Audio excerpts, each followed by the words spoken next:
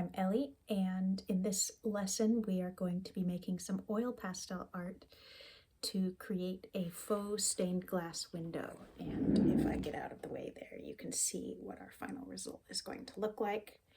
So the important things about this are the use of different botanicals as references, the use of warm colors for foreground and cool colors for the background to help things stand out, the ways that the oil pastels have been blended so that the lighter colors in the center of each shape make light look like it's shining through, and those nice dark outlines which look like the grout that you get on stained glass. So I'm going to talk you through how to plan your window, how to sketch it, color it, blend it, outline it, and hopefully end up with a beautiful stained glass, well, faux stained glass oil pastel artwork of your own. So this project was designed as a group project where each person fills one piece of printer-sized paper, and then they're combined as window panes to make a larger window. I always, if you have a big enough group, recommend going 3 wide and then however many down you want, whether that's 6 or 9 or 12 or even 15. But if you have a smaller group or you'd like to do this by yourself, you can just do a single sheet, of course. You can do a nice window with 4 panes or 6, something narrower so that you don't have to create as many sheets. So this project works for just about any group size. You could also, be 3 people and do 2 panes each, whatever that was. It all works. But the concept of a single piece of paper as a pane means that you can expand your stained glass window as large as you want, depending on the size of group that you have. So for my demo, I think I'm going to do a 6-pane window, and I've gone and collected a number of things from outside to be my references and inspiration. So I think in the bottom, we're going to have some pine cones and maybe a little bit of this, which is beautiful. You can see the berry inside.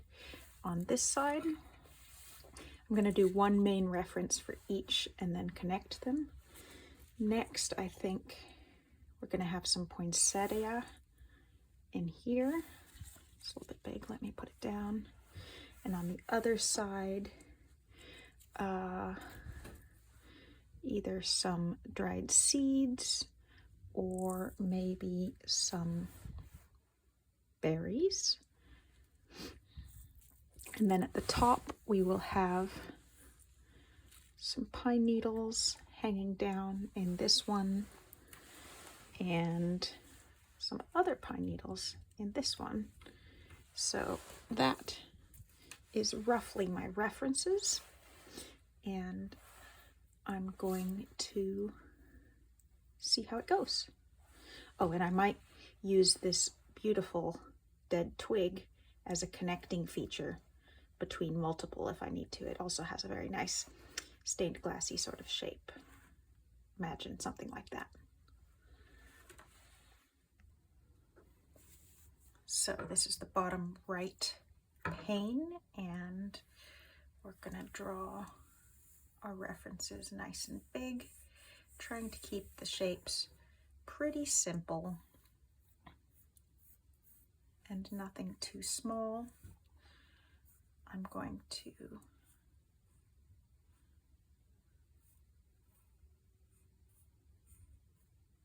hello, we've got a little ant friend on the page.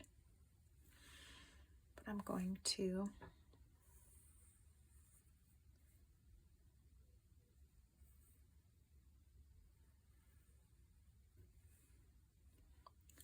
keep my shapes pretty big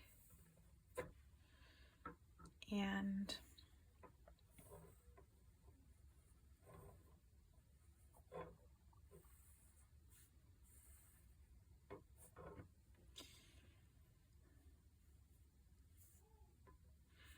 leave out most of the detail.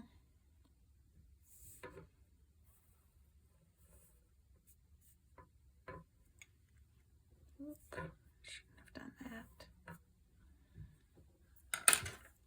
Those ones are too small.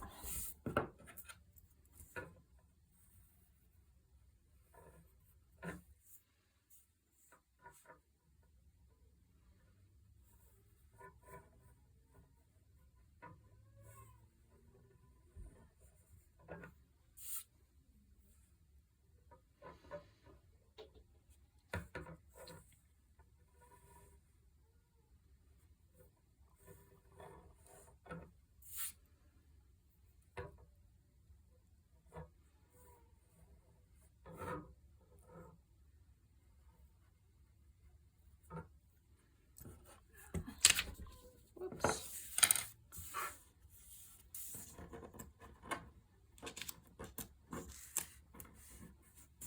Should have taped those a little better. There we go.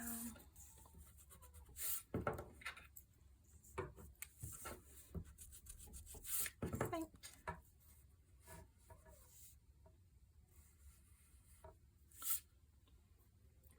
That's a pretty good pine cone, except those need to be outwards a little more.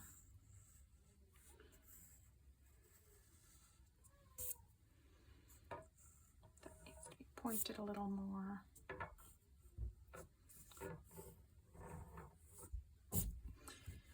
And do I want a second one in there? Sure.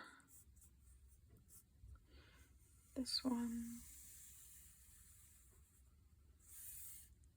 is going to be long and narrow.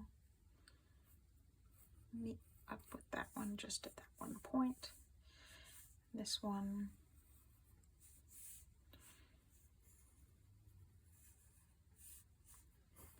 is just going to have a few big shapes.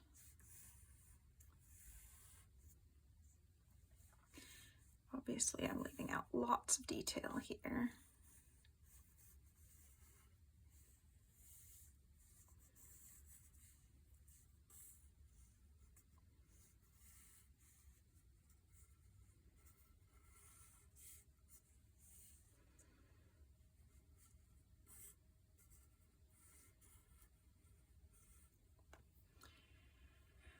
But great, we've got some pine cones.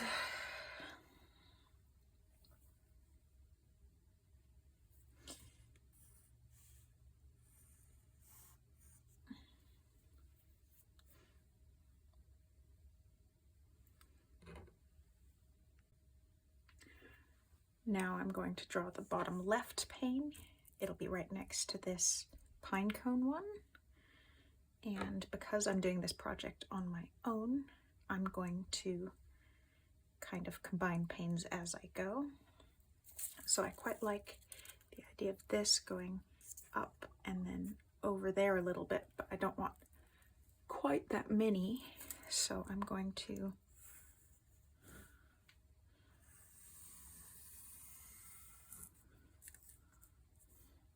maybe have one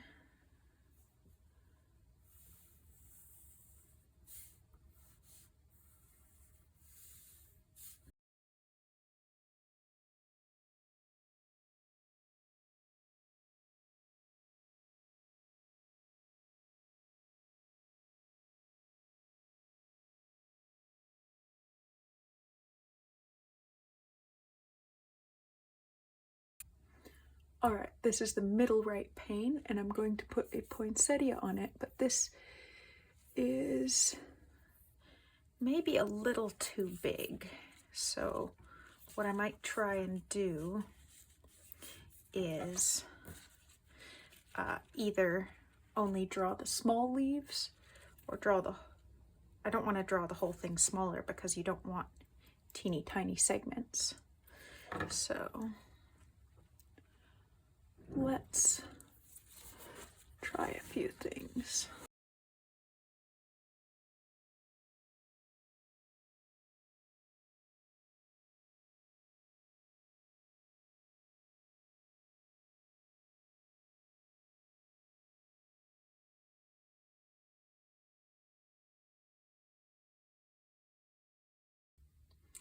All right, here's the middle left one. I need to decide whether I'm going to do berries or seeds. And I think I love the structure of the seeds, but they're too small to communicate properly with oil pastels. So I'm gonna go for the berries. I'm also going to think about the fact that the one below it has a little branch coming up, and so I might take this opportunity to include my nice woggly stick winding through these two like that.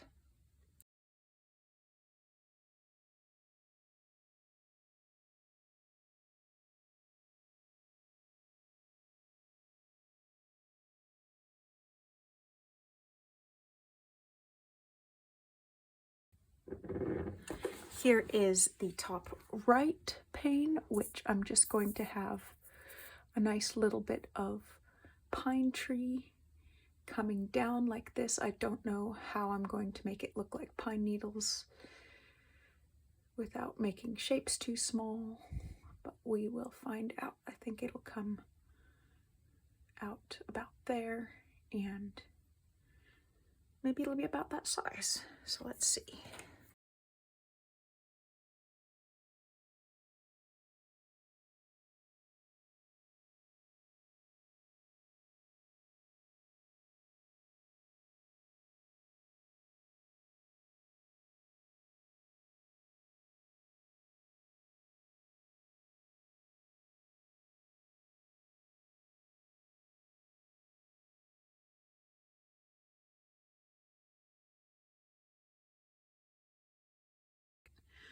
This is the top left pane, which I think will have some leaves going kind of like that.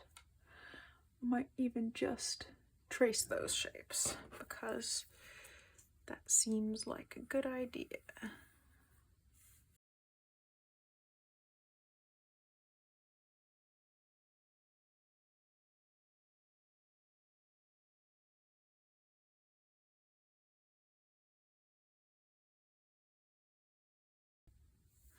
I'll start by connecting these top two just by extending that bunch of leaves a little bit further. All right, so these are the top 4 panes, and we've got a little bit more work to do to connect them up. Specifically, right here and right here, we've got things that don't continue, so let's see if we can figure that out.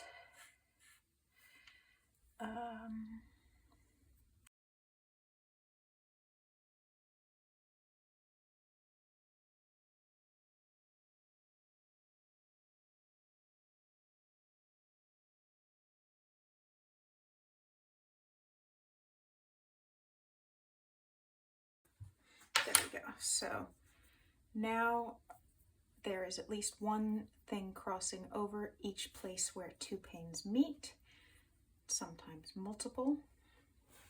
And the last step of our sketch is to break up any large negative spaces in order to make the coloring slightly more interesting.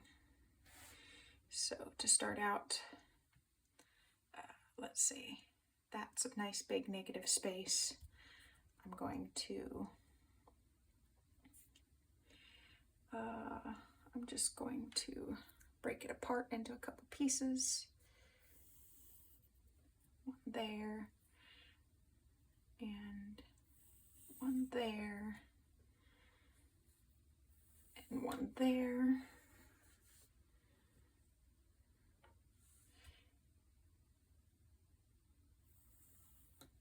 Here, I'll have one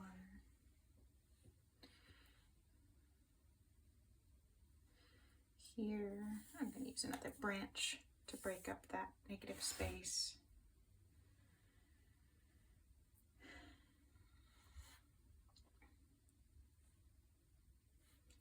This is a great big space, So I'm going to break it up by connecting those branches there, by taking a line there, and maybe one more line here. We're just making those background spaces a little smaller so that we can add more color. I like taking lines off of the points of pre-existing shapes. I think that looks good. So we are going to do that to break up a few more background spaces.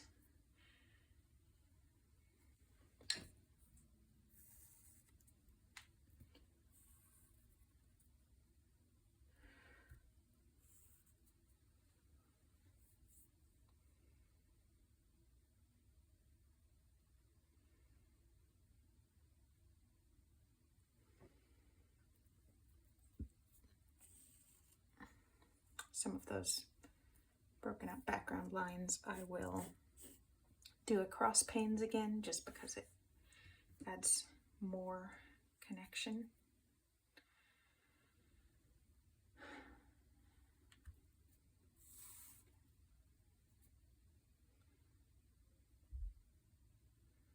And I think I'll connect that, and those four look good to me. I don't have any shapes that are too huge, and I don't have any except for the branches that are extremely small. So now we're doing the same thing with the middle and bottom panes. These ones are already nicely broken up, but for these ones, we'll extend a few lines to break up the background. It doesn't really matter how you do this.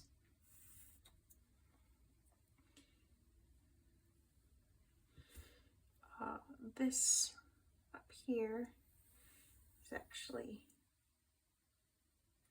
ooh, no, that's not right. But I would like to use that to break up this shape a little bit. So what if, instead of background, that was branch? They're both going to be lines, so it doesn't really matter. In order to tie it in, I'm going to add one more circle, like those berries up there. And connect this at the corner.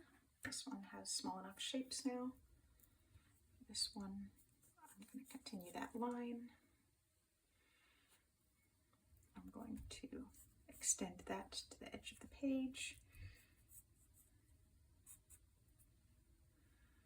And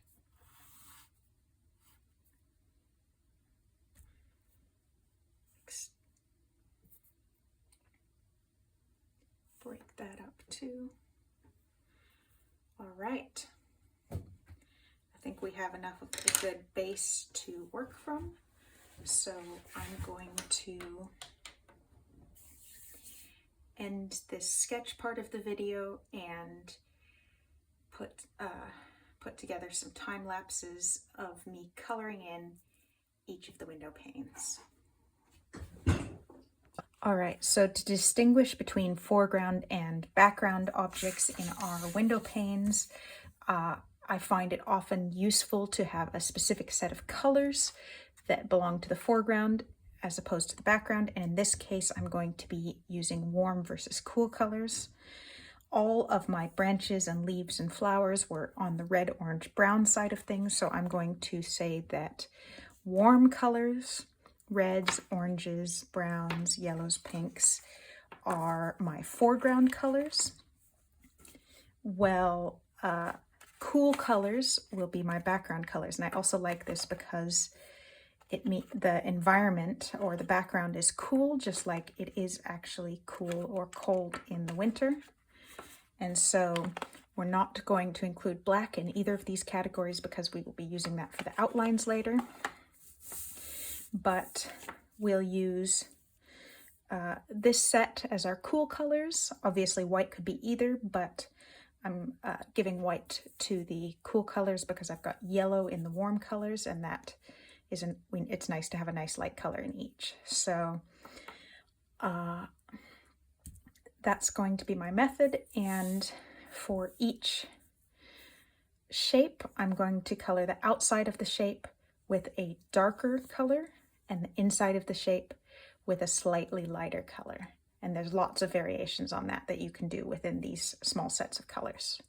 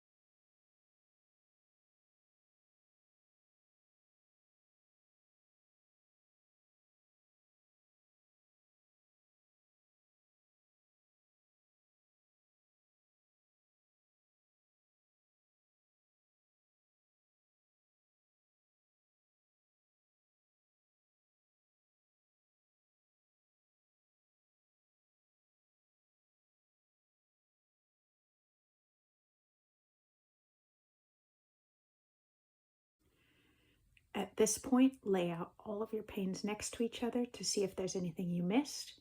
In my case, I'm immediately seeing that this pink bush should extend its stem all the way down, and I've just left it as a line, so I'm going to add that in. But otherwise, I'm pretty happy with this. It looks balanced, it looks unified, and it's pretty obvious what is foreground and what is background. There are lots of ways to blend oil pastels, but I find that the most effective and easiest to control is just to use your finger. So start by lightly rubbing in circles on the light areas, or back and forth.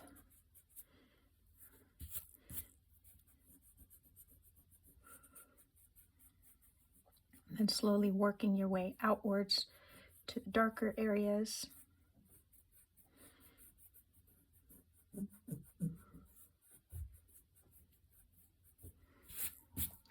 Brushing away any crumbs. You can always go back in with more oil pastel if you wish it was darker, but you can see how nicely that's blending, but you can also see how messy my finger is now. So for the next one, I'm going to switch and use a different finger, and once all my fingers are messy, I will clean them before I keep blending. So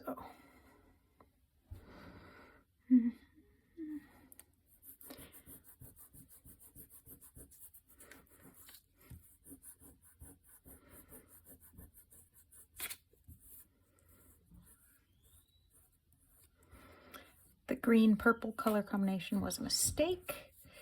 Even though they're both technically colors with blue in them, they're so dissimilar that when they mix, they create a nice warm brown, which is not exactly proper background material. In fact, I may try to cover that with some blue because I really don't like how it looks. And if you put oil pastel pretty thick, you should be able to cover quite a lot.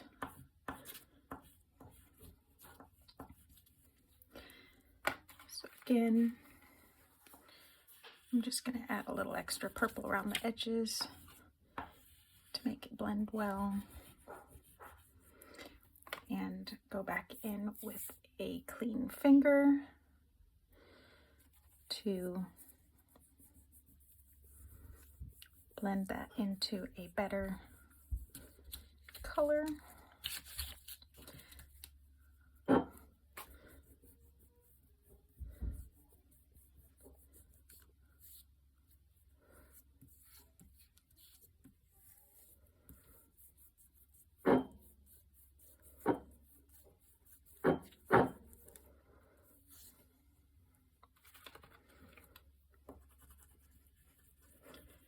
I'm just going to keep layering on blue until I like how that looks.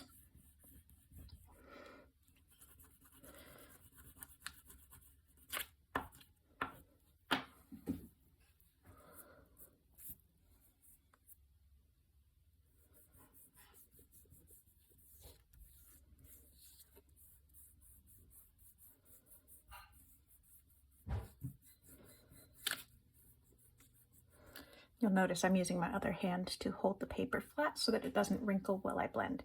At this point, my fingers are pretty messy, so what I'm going to do is use a dish with just a tiny bit of vegetable oil in it, and I'm going to dip my fingers in it and then wipe them off with a tissue. Because oil pastels have oil as a base, oil works very nicely as a solvent to help get it off your fingers. And I'll do the same with my other hand to get them clean enough to keep blending. You can use oils to actually blend, but because I'm using very thin paper, I found that this often puts some strain on it. All right, back to blending.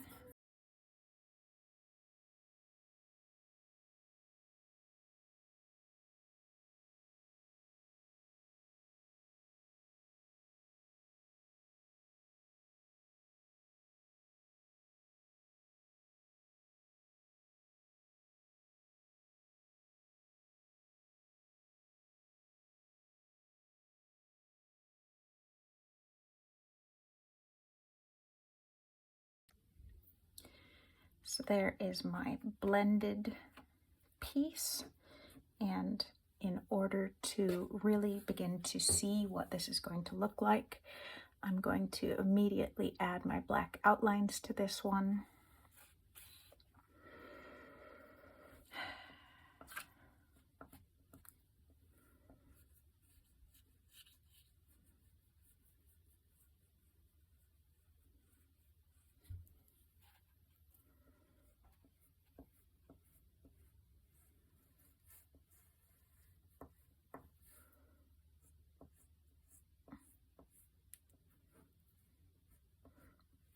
Ideally, use the black to cover up the gaps you left between shapes before.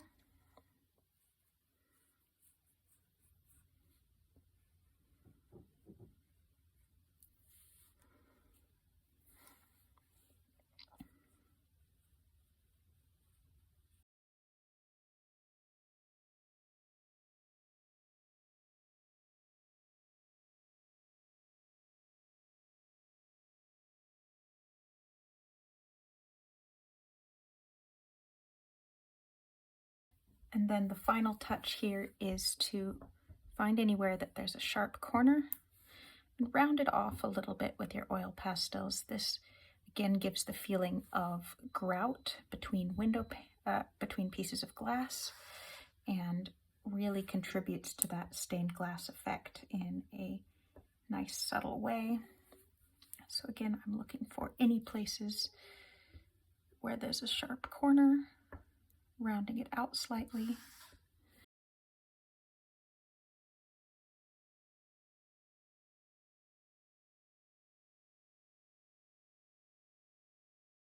That's starting to look a lot like stained glass.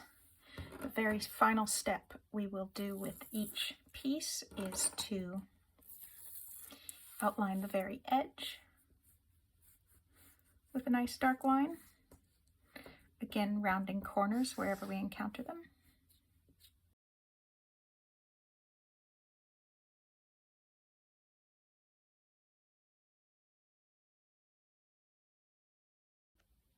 Look at the difference between the finished pane and the ones that haven't been blended or outlined yet.